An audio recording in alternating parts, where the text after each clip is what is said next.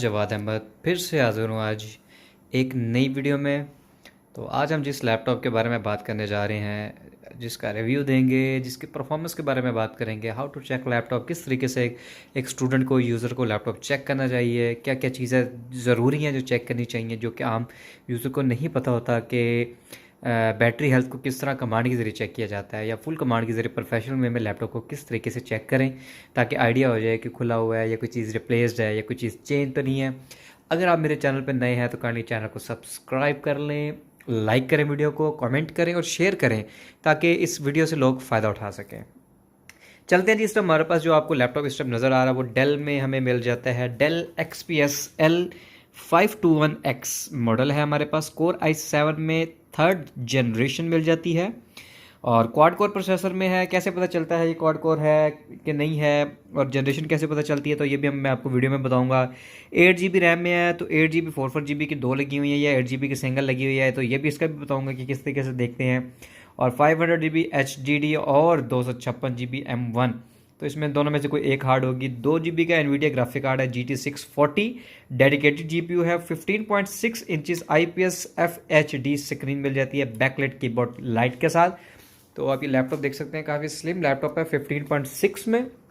इस तरफ देखते हैं क्या क्या मिल जाता है हमें। अगर इस तरफ देखें तो हमारे पास चार्जिंग पोर्ट है, साथ अर्थनेट मिल जाता है, HDMI पोर्ट मिल जाती है, D पोर्ट मिल जाती है, साथ हमें सुपर फास्ट में और एक 3.0 बाकी 2.0 में 2 पोर्ट्स मिल जाती हैं। अच्छा जी, इस साइड की बात की जाए तो इस साइड पे हमें इसका DVD रूम मिल जाता है। ये वाला इसका DVD रूम है और साथ ऑडियो जैक के 2 ऑप्शन हमें मिल जाते हैं।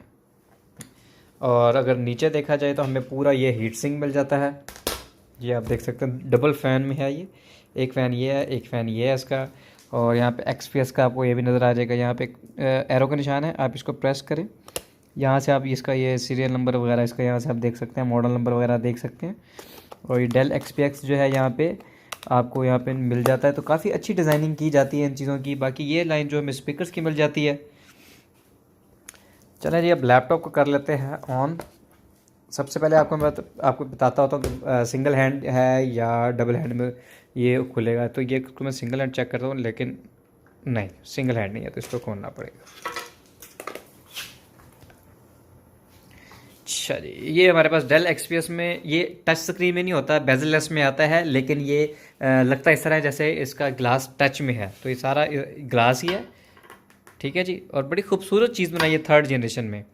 15.6 इंचज़ में हमें स्क्रीन मिल रही है। नम पैड नहीं दिया गया। डेल XPS की सीरीज़ में मोस्टली नम पैड नहीं होता। तो इसे ऑन कर लेते हैं तो बैकलाइट कीबोर्ड लाइट बड़ी कमाल लग रही है इसमें बटन्स में। अच्छा जी, और ये माउस पैड देख सकते हैं, इसमें जो कीज़ आपको मिलती हैं वो बस टच टाइप कीज़ हैं, बटन नहीं दिए गए। बड़ी प्यारी चीज़ है ये भी इसकी।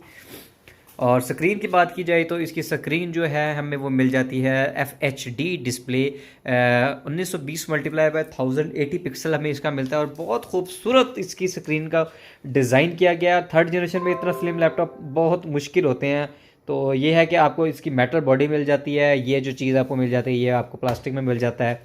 तो सबसे पहले आपने लैपटॉप को चेक करने के लिए क्या करना है, आपने माई कंप्यूटर या दिस PC की प्रॉपर्टीज़ को बाद में देख लीजिएगा। सबसे पहले आपने सर्च में लिखना है DXDIAG, डायरेक्ट ओपन कर लेना है। तो ये पूरा आपको सिस्टम फेच करके दे देता है कि इसमें रैम कितनी है, हार्ड कितनी है, डिस्प्ले 1 क्या है, डिस्प्ले 2 क्या है, साउंड कौन सा लगा हुआ है, इनपुट में क्या क्या है। तो आ जाते हैं यहाँ पे, आप देख सकते हैं सिस्टम डायरेक्ट डायग्नोस्टिक टूल्स में आपको सिस्टम यहाँ पे सबसे पहले नज़र आ रहा है। हम सिस्टम में देख लेते हैं क्या है। करंट टाइम मिल जाता है, कंप्यूटर नेम मिल जाता है, operating system window 10 pro 64 bit 10.0 build इसकी ये वाला वर्जन चल रहा है इसमें। लैंग्वेज हमारे पास इंग्लिश हुई है इसमें। और मैन्युफैक्चर इसमें आप देख सकते हैं कि डेल है। सिस्टम XPS L521X मिल जाता है। बायोस में देख सकते हैं, प्रोसेसर में कोर i7। जनरेशन जब देखनी होती है तो जब कोर i7 के आगे जो इसमें आपको डिजिट्स नज़र आ रहे हैं, अगर वो 4 हैं और पहला वर्ड उसका 2 है तो 2nd जनरेशन है, 3 है 3rd जनरेशन है, 9 है तो 9th जनरेशन है। तो मीन्स के 4 डिजिट्स होने चाहिए। अगर 3 है तो 1st जनरेशन है। अच्छा जी, MQ मोस्टली यू प्रोसेसर लिखा होता है। यू होता है यूनिवर्सल में नॉर्मल प्रोसेसर होता है। MQ होता है जो क्वाड मल्टी प्रोसेसर में हमें ये चीज़ मिल जाती है। 2.1 GHz 8 CPUs के साथ मिलता है। और इस टाइम इसमें 6 GB रैम मिल जाती है हमें। डायरेक्ट एक्स इसमें विंडो का 12 चल रहा है। डिस्प्ले 1 में आ जाए तो इसमें आपको बता देता है जो इंटेल के ग्राफिक्स कौन से हैं, 2 GB के और 32 MB की इसमें वी रैम लगी हुई है। डिस्प्ले 2 में बताता है जो इसमें डेडिकेटेड ग्राफिक कार्ड है वो है NVIDIA GeForce GT 640M। कितना है आपने इसको देखना होता है। वी रैम जो होती है वो उसका ग्राफिक कार्ड होता है, जो टोटल होती है वो रैम के साथ हार्ड के साथ शेड होकर आपको बताता है। तो ये है 2 GB का इसमें ग्राफिक कार्ड है। और अगर ग्राफिक कार्ड का आपने फीचर लेवल देख लेना है तो 11 है, तो आपने गेम्स को सर्च करना है कि इस ग्राफिक कार्ड पे कौन कौन सी गेम्स चल सकती हैं। वो फीचर लेवल अगर 10 है तो मीन्स बहुत अच्छी गेम चलेगी, 11 है तो मैं कहता हूँ कमाल हो जाएगा, अगर 12 है तो फिर ये कि लो रेजोल्यूशन पे इसको आपको गेम को परफॉर्मेंस मिलेगी। साउंड में आप देख सकते हैं, साउंड में अगर मैन्युफैक्चर्ड प्रोडक्ट और टाइप आईडी पे नंबर्स लिखे हों तो मीन्स कि इसके स्पीकर चेंज है या स्पीकर्स को कोई ना कोई छेड़छाड़ी की गई है। डिफ़ॉल्ट वाइज जब तक येस है मीन्स कि इसका ओरिजिनल स्पीकर्स हैं, चेंज नहीं किया गया। तो ये यहाँ से आपको ये भी आइडिया हो जाएगा कि मीन्स का लैपटॉप खुला ही नहीं हुआ। इनपुट में जाते हैं तो इनपुट में माउस और कीबोर्ड होता है। अगर यहाँ पे भी नंबर एन आने की जगह नंबर्स हों तो मीन्स के कीबोर्ड और माउस को स्ट्रिप उतारी गई है या इसको रिप्लेस किया गया या इसका कुछ ना कुछ चीज़ चेंज की गई है, तो यहाँ से आइडिया हो जाता है। तो यहाँ से आपने पूरे सिस्टम को, एक किस्म को आपने चेक कर लिया है। दूसरी कमांड होती है कि आपने इसकी बैटरी हेल्थ चेक करनी है। बैटरी हेल्थ चेक करने के लिए आपने यहाँ पे लिखना है CMD कमांड प्रॉम्प्ट ओपन कर लेनी है। यहाँ पे आपने लिखना है power CFG space battery report, inter कर देंगे, आपको एक पाथ मिल जाएगा, उस पाथ में जाना है या यहीं से कॉपी करके Ctrl+C और यहाँ पे आपने एज में, क्रोम में कहीं भी आके इसको पेस्ट करके आपने खोल लेना है। तो मैं यहाँ से आपको एज में ही जाके दिखा देता हूँ। चलिए जी, ये देखें आपको बता रहा है कि बैटरी रिपोर्ट, ये बैटरी रिपोर्ट आपने बायोस से खुद कह के ये आपने उससे जनरेट करवाई है। तो आप यहाँ पे आप देख सकते हैं कि ये वाला डेल मॉडल है। इंस्टॉल बैटरी में आ जाना है। इंस्टॉल बैटरी में आप देख सकते हैं जी नेम कौन सा है, बैटरी 1 में ये नेम आ रहा है। इसका आपने पूरा मॉडल उठा के जो है गूगल पे फेंक दे तो आपको बैटरी भी बता देगा, लिथियम है, कितने सेल्स वाली है, कैसी है, ठीक है जी। और यहाँ पे डिज़ाइन कैपेसिटी देखना है 65,000 mWh में है। जब नया डब्बा पैक लैपटॉप खुला था तब इतनी थी। फुल चार्ज कैपेसिटी 51,000 रह गई, मतलब 52,000 mWh। तो कितनी कंज्यूम होगी, तकरीबन 13,000 कंज्यूम हो चुके हैं बैटरी इसकी, ठीक है जी। अभी भी 51 पड़ी हो। तो यहाँ से आपने बैटरी की हेल्थ चेक कर लेनी है।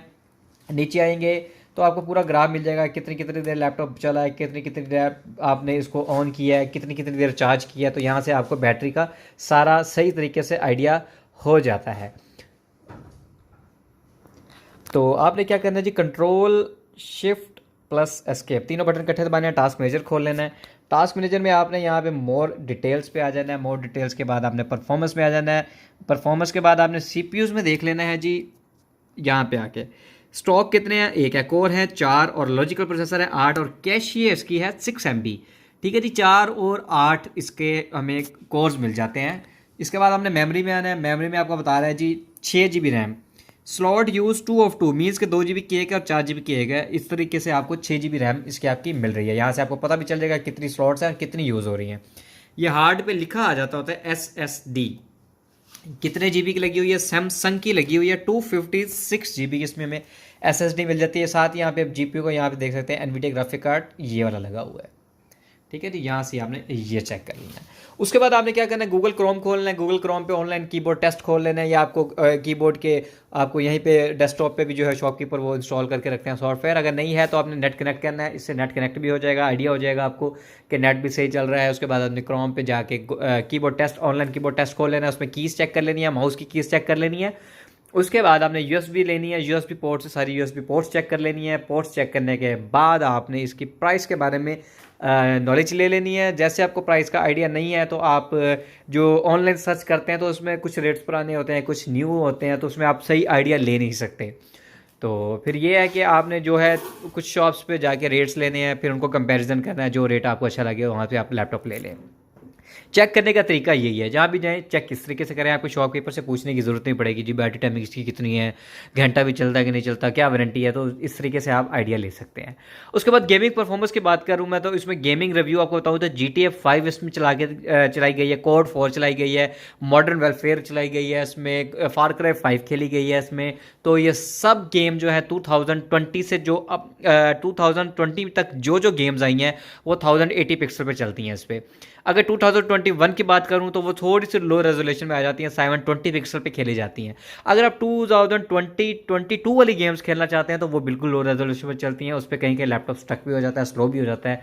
तो वो उसके लिए आपको फिर ये है कि लेटेस्ट जनरेशन वाला लैपटॉप लेना पड़ेगा। एडोब इलस्ट्रेटर की पूरी फैमिली, एडोब की जितनी फैमिली है वो इसमें मैं कहता हूँ बहुत कमाल और बहुत अच्छी किस्म की इसमें आप विदाउट एनी लैग चलती है। रेंडरिंग के हिसाब से भी बहुत मज़े का है। और हीटिंग की बात की जाए तो हीटिंग या मेटल बॉडी है, थोड़ा बहुत हीट होता है, लेकिन हीटिंग का कोई ख़ास इशू नहीं होता है इसमें। तो इसकी प्राइस के बारे में बात कर ले जाए तो मार्केट प्राइस की आपको मिलेगी कोर i7 थर्ड जनरेशन की 40 से 45 हज़ार। तो इस टाइम हमारे पास जो ये है इम्पोर्टेड लैपटॉप है, बाहर से आया हुआ है, तो इसकी मार्केट जो डिटेल आपको मार्केट प्राइस मिलेगी वो 45 हज़ार मिलेगी। तो अगर आपको वीडियो में कुछ और जानना चाहते हैं तो मुझसे काइंडली आप पूछ सकते हैं कमेंट सेक्शन में जाके। और इन शॉप कीपर्स का मैं कॉन्टैक्ट नंबर भी डिस्क्रिप्शन में दे दूंगा, कमांड्स वगैरह भी डिस्क्रिप्शन में दे दूंगा। तो अगर वीडियो पसंद आई तो लाइक कीजिएगा, शेयर कीजिएगा, चैनल को सब्सक्राइब ज़रूर करें। तब तक मिलेंगे जी हम नेक्स्ट वीडियो में, तब तक राना जवाद अहमद को इजाज़त दें। अल्लाह हाफिज़।